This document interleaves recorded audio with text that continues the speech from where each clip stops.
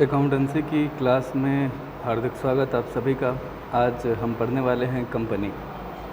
कहा जाता है कि कंपनी एक ऐसा व्यक्ति है, कृत्रिम व्यक्ति, जो अदृश्य और अमूर्त है, जिसका केवल कानूनी अस्तित्व है, यानी कि जिसका अस्तित्व केवल कानून में मान्य है। ये न्यायाधीश मार्शल कहते हैं। और इसी तरह से प्रोफेसर ग्रोवर भी कुछ कहते हैं कि युद्ध के दौरान एक निजी कंपनी के सभी सदस्य, जबकि उनकी सामान्य सभा चल रही हो, एक बम द्वारा मारे जाएं, लेकिन कंपनी जीवित रही। हाइड्रोजन बम भी कंपनी का कुछ कर नहीं सका, यानी कि कंपनी को समाप्त नहीं कर सका। इससे हमें ये पता चलता है कि कंपनी का जो अस्तित्व है वह चिरस्थायी है, यानी कि कंपनी व्यक्तियों के जीने मरने आने जाने से प्रभावित नहीं होती। तो कंपनी का उद्गम और विकास जाने। सबसे पहली बात कि साझेदारी संगठन के और एकाकी व्यवसाय के कुछ दोष थे, उनके कारण कंपनी नामक ये व्यावसायिक संगठन का प्रारूप जो है वह उत्पन्न हुआ। और कब हुआ ये कहा नहीं जा सकता, लेकिन विद्वान मानते हैं कि कंपनी का प्रादुर्भाव सबसे पहले इटली में 12वीं शताब्दी में हुआ। 16वीं शताब्दी में इंग्लैंड में औद्योगिक क्रांति शुरू हुई और इसके फलस्वरूप कंपनियों का विकास होता चला गया। औद्योगिक क्रांति ने उत्पादन प्रणाली और वितरण व्यवस्था में आमूलचूल परिवर्तन करके ऐसी अर्थव्यवस्था को जन्म दे दिया। औद्योगिक क्रांति यानी कि उद्योगों में तेज़ी से विकास होना शुरू हुआ। इससे उत्पादन प्रणाली और जो उत्पादित वस्तुएं थी उनको वितरण यानी कि उनको डिस्ट्रीब्यूट करने की जो व्यवस्था थी उसमें आमूलचूल परिवर्तन हो गया और एक ऐसी अर्थव्यवस्था आ गई जिसमें उत्पादन, परिवहन, संचार, इनके नवीन साधनों का जन्म हुआ। कुटीर और लघु उद्योगों के स्थान पर बड़े बड़े कारखानों की स्थापना होने लगी। इससे क्या हुआ कि पूंजी का महत्व जो था वो बहुत ज़्यादा बढ़ गया।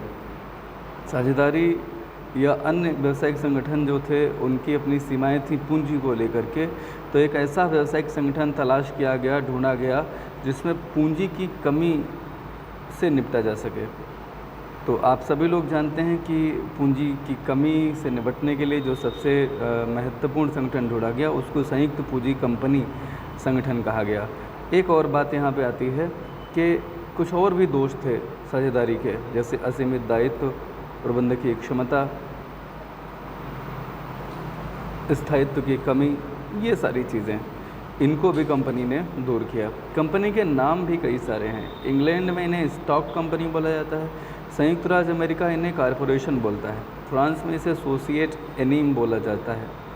तो फिलहाल फ्रांस इतना महत्वपूर्ण भले ना हो, लेकिन इंग्लैंड का स्टॉक कंपनी और संयुक्त राज्य अमेरिका का निगम जो है वह बहुत महत्वपूर्ण है। ठीक है, तो ये तो आपने जान लिया। भारत की अगर हम बात करें तो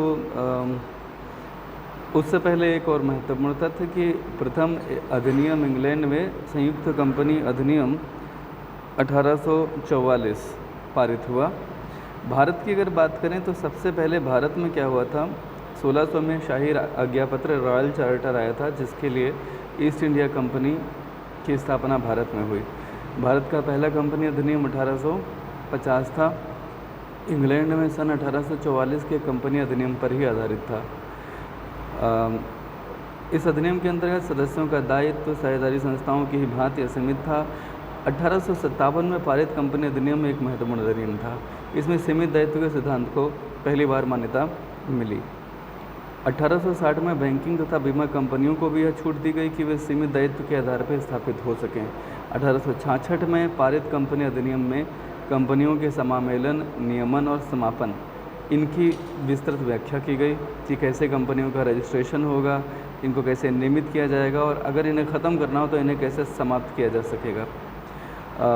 एक और अधिनियम आया 1882 में, वो भी काफ़ी महत्वपूर्ण था।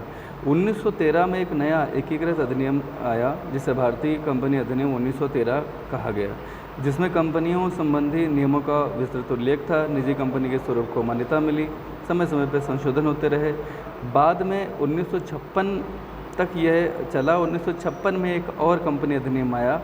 1956 का ये जो कंपनी अधिनियम था ये भारत में कई सारे संशोधनों से गुजर करके 2013 तक चला और 2013 कंपनी अधिनियम वर्तमान में प्रचलन में है।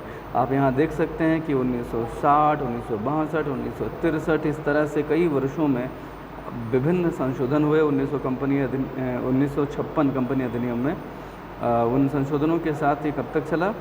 2013 तक। तो इन्होंने बताया कि 1956 के स्थान पर केंद्रीय मंत्रिमंडल ने 24 नवंबर 2011 को नए कंपनी विधेयक को स्वीकृति दे दी। दिसंबर 2012 को इसे लोकसभा ने और अगस्त 2013 में इसे राज्यसभा ने पारित कर दिया।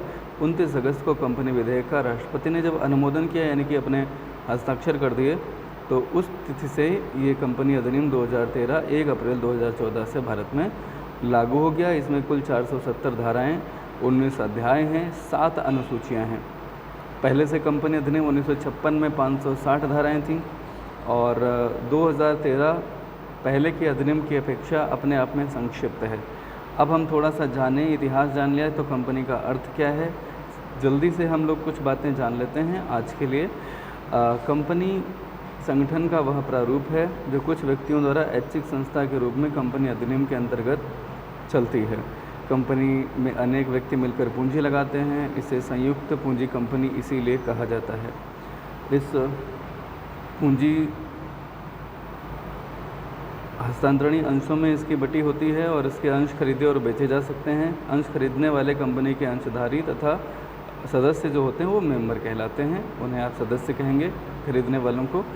तो इस तरह से इनका दायित्व सीमित होता है। भारत में कंपनी का अस्तित्व स्थायी होता है और इसकी अपनी एक कॉमन सील होती है। इसे 2013 अधिनियम के अंतर्गत चलाया जाता है। जो परिभाषा आपने ऊपर पढ़ी है